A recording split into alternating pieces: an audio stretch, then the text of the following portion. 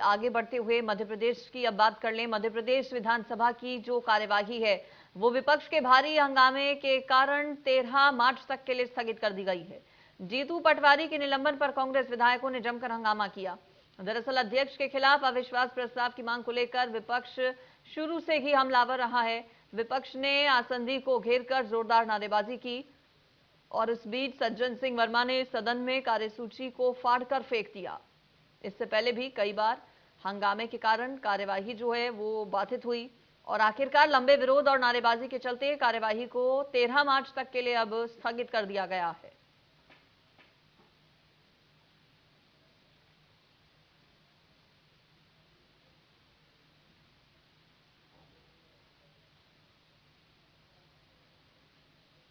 तेरह मार्च तक के लिए मध्य प्रदेश विधानसभा की कार्यवाही स्थगित कर दी गई है।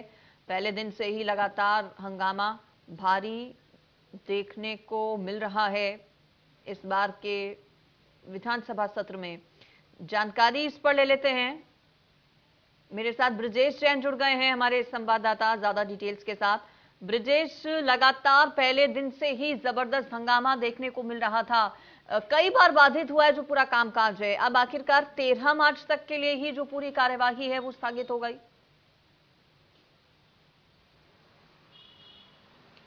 देखिए, सबसे पहले किसानों के मुद्दे पर और उसके बाद महंगे सिलेंडर के मुद्दे पर लगातार विपक्ष ने हंगामा किया है। बजट के दौरान भी महंगाई को लेकर लगातार हंगामा करता रहा था विपक्ष। सदन की कार्रवाई का वॉकआउट भी किया गया था और इसके बाद लगातार जीतू पटवारी ने सरकार पर गंभीर आरोप लगाए, अशोभनीय टिप्पणी की, जिसके बाद कल हंगामा हुआ और आज विधानसभा अध्यक्ष ने जीतू पटवारी के निलंबन की कार्यवाही की थी। उसके बाद आज विधानसभा अध्यक्ष के खिलाफ अविश्वास प्रस्ताव लाने पर जमकर हंगामा हुआ। पूरे दिन हंगामा हुआ। प्रश्नकाल जैसे ही शुरू हुआ, आसंदी घेरकर लगातार नारेबाजी विपक्ष के विधायक करते रहे और उसके बाद जब सदन की कार्रवाई टाल दी गई 1.5 घंटे के लिए और प्रश्नकाल को खत्म कर दिया गया, प्रश्नकाल जो था वो भी हंगामे की भेंट चढ़ गया। इसके बाद 12 बजे जैसे ही कार्रवाई शुरू हुई, फिर से एक बार चर्चा के दौरान लगातार हंगामा हुआ और हंगामे के बाद सदन की कार्रवाई 13 मार्च तक के लिए स्थगित कर दी गई है। जी बिल्कुल, तो देखिए कार्यवाही को स्थगित कर दिया गया है। चुनावी साल है ब्रजेश, इस साल चुनाव भी होने वाले हैं, कुछ ही महीनों का जो वक्त है वो बचा हुआ है। आखिरी बजट सत्र है सरकार का, तो जाहिर है ये पूरी कोशिश है विपक्ष की भी सरकार को अलग अलग मुद्दों पर घेरने की। लेकिन जनता ये जानना भी चाहती है, ये भी जानना चाहती है कि जो पूरा सत्र है वो सिर्फ हंगामे की भेंट चढ़कर रह जाएगा या फिर कुछ कामकाज भी होगा, जनता से जुड़े, जनता के हित से जुड़े मुद्दे भी उठेंगे और उन पर भी बातचीत होगी। देखिए, मध्य प्रदेश विधानसभा का काफी लंबा ये सत्र था। 30 दिन का सत्र था, लेकिन बैठकें कुल 13 थी। बाकी 17 दिन की छुट्टी पहले से तय की गई थी, जिसमें होली से लेकर रंगपंचमी की छुट्टी, रविवार शनिवार की छुट्टी, इस तरह से सिर्फ 13 बैठकें थी।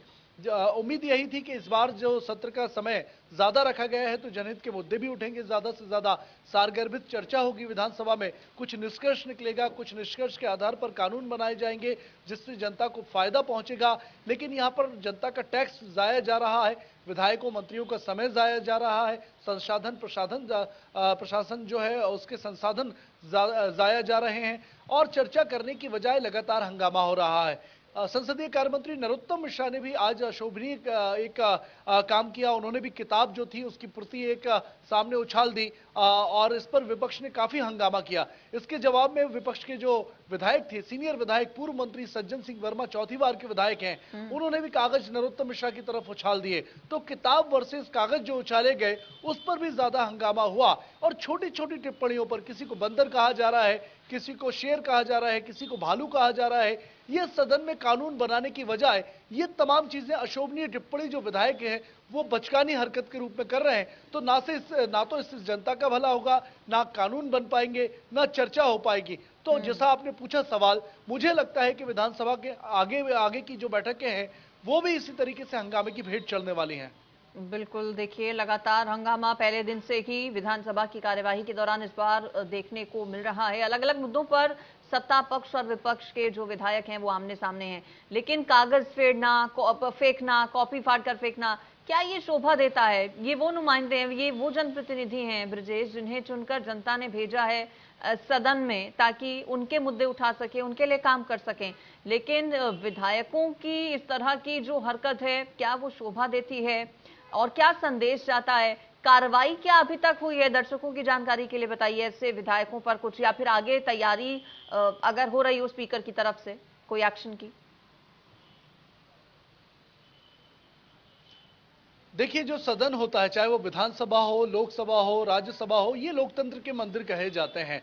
विधानसभा में कानून बनाते हैं नेता चुनकर, जनता एक विश्वास के साथ उनको भेजती है कि आप हमारा प्रतिनिधित्व विधानसभा के अंदर करेंगे, सरकार तक हमारी बात पहुंचाएंगे, सरकार की योजनाओं का लाभ दिलाएंगे, कुछ अच्छे कानून जनता के हित में बनाए जाएंगे और निष्कर्ष के बाद जो है वो कानून बन पाएंगे। लेकिन इसके बावजूद यहाँ पर देखा यही जा रहा है कि छोटी छोटी टीका टिप्पणियों को लेकर, व्यक्तिगत छींटाकशी को लेकर लगातार यहाँ पर हंगामा हो रहा है और कोई विधेयकों पर चर्चा नहीं हो रही, प्रस्तावों पर चर्चा नहीं हो रही, प्रश्न के पूरे उत्तर नहीं दिए जा रहे, उस पर चर्चा नहीं हो रही, राज्यपाल का अभिभाषण पूरा नहीं होने दिया गया, बजट पर चर्चा शुरू नहीं हो सकी 5वें दिन भी।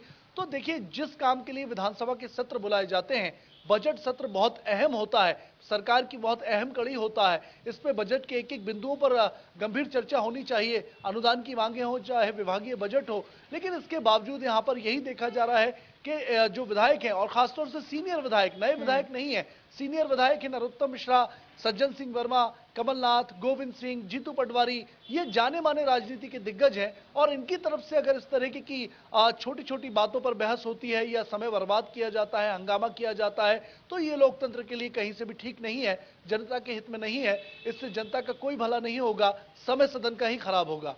बिल्कुल, अभी तक की बात करें ब्रजेश इस पूरे बजट सत्र की, तो दर्शकों की जानकारी के लिए बताइए कि अभी तक कामकाज कितना हुआ है, क्या-क्या अभी तक हुआ है इस पूरे सत्र के दौरान सदन में?